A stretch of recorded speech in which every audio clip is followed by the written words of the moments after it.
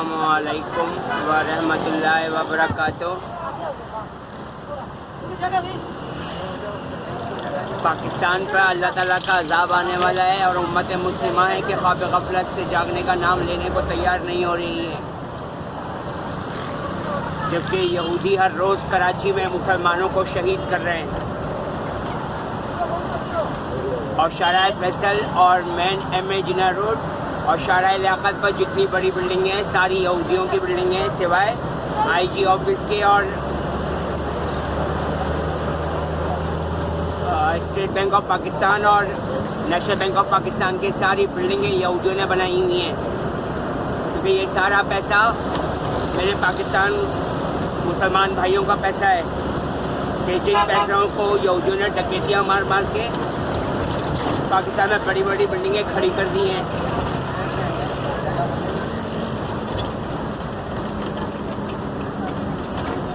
और सूरह बनी इसराइल आयत नंबर 57 का तर्जुमा है कि कुफर की कोई बस्ती नहीं मगर ये कि अल्लाह ताला उसे रोज़े क़यामत से पहले तबाह बर्बाद कर देंगे या उसे सख्त अज़ाब देंगे। ये किताब में यानी लोहे महफूज में अर्श हकीम पे लिखा हुआ है। तो यह अज़ाब ख़ास पाकिस्तान पे आने वाला है। यहूदियों ने बड़ी चालाकी से मुसलमानों को गरीब कर दिया है और ख़ुद छिपा और सिलानी जैसे इदारे खड़े कर दिए हैं कि जिन्होंने 2023 के रमज़ान में मुसलमानों को पेप्सी और कोक जो यहूदियों की प्रोडक्ट है और जिसमें हार्पिक का तेज़ाब शामिल किया गया है और शराब भी मिलाई गई है ताकि कोई भी पाकिस्तानी मुसलमान भाई और दुनिया भर के मुसलमान भाई और दूसरे मज़हब के लोग जो हज़रत ईसा अलैहिस्सलाम के आने पर मुसलमान हो जाएंगे कभी भी ग़ज़वाएं लड़ ही ना सकें। और ये सारी तैयारियां दज्जाल के लिए करवाई जा रही हैं क्योंकि दज्जाल आने वाला है।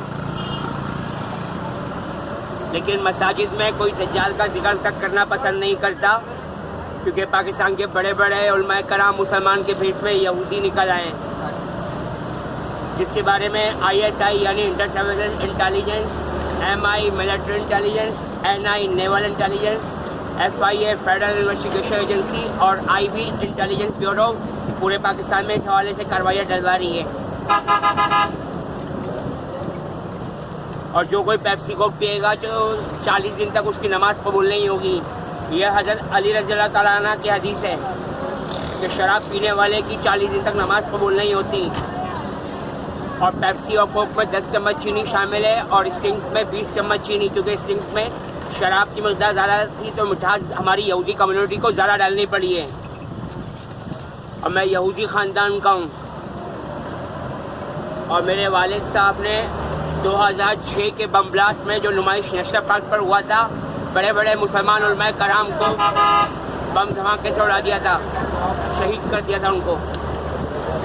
और आज के जो बड़े बड़े उलमाए कराम हैं और मुफ्तियाने कराम हैं 2006 के बम ब्लास्ट में उन सब की तबीयत ख़राब हो गई थी। सबको एक साथ ही पेट में दर्द होना शुरू हो गया था और किसी के सर में दर्द हो रहा था।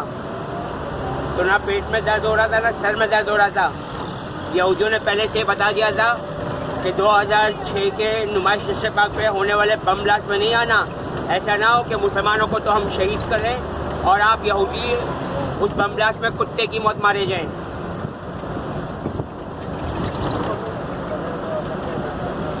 और मेरा वालिद PTI पाकिस्तान तहरीक इंसाफ का पाकिस्तान का बड़ा दहशतगर्द था जो 2006 के बम ब्लास्ट में शामिल था और 2018 के बम ब्लास्ट में, जिसमें जिना अस्पताल के मेडिकल लीगल ऑफिसर डॉक्टर मंजूर मेमन साहब को दिल्ली कॉलोनी में बम ब्लास्ट से शहीद करने की कोशिश की गई थी, लेकिन वो उस दिन उस बम ब्लास्ट से वाले रूट से पहले ही निकल गए थे। और बाद में जिना अस्पताल में डॉक्टर मंजूर मेमन साहब जो मुसलमान थे उनको शहीद करके हमारी यहूदी कम्युनिटी की सीमी जमाली को सामने लाया गया था जो हरी आंखों वाली यहूदन थी और जिसके बारे में मैंने 2023 में जिना अस्पताल में लेटर लिख कर दिया कि इस यहूदन के नाम पर जिना अस्पताल में कोई वार्ड तामीर नहीं होना चाहिए। सीमी जमाली इंतहाई खबीस यहूदन थी जो आगा खान हॉस्पिटल में कैंसर की मौत मर गई, यानी कि एक खबीस मौत मर गई। वो आखिरी वक्त तक इंतज़ार करती रही कि मैं उसके पास जाऊं, लेकिन मैं उसके पास नहीं गया। क्योंकि इस हवाले से कुरान पाक में आयत तर्जुमा मौजूद है कि प्यारे नबी मोहम्मद मुस्तफ़ा सल्लल्लाहु अलैहि वसल्लम, अल्लाह ताला कुरान पाक में हमारे आखिरी नबी ज़मा मोहम्मद मुस्तफ़ा सल्लल्लाहु अलैहि वसल्लम से मुखातिब होकर कह रहे हैं, ये यहूदी आपको इस तरीके से पहचानते हैं गोया अपने बेटों को पहचाना करते हैं, फिर भी कि आप मोहम्मद मुस्तफ़ा सल्लल्लाहु अलैहि वसल्लम पर ईमान नहीं लाएंगे। तो जो हम मोमिन मुसलमानों के आखिरी नबी खातिमुन नबीन मोहम्मद मुस्तफ़ा सल्लल्लाहु अलैहि वसल्लम को ना माने तो उसका ठिकाना दोज़ख जहन्नुम हर सूरत में बनेगा।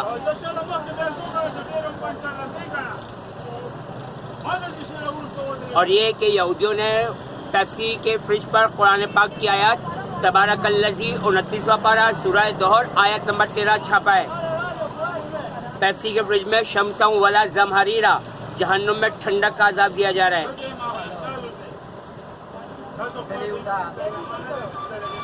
लेकिन यहूदियों ने मुसलमानों को इतनी महारत के साथ कुरान पाक से दूर कर दिया है कि मुसलमान आज कुरान पाक का नाम तक सुनने को तैयार नहीं हो रहे हैं।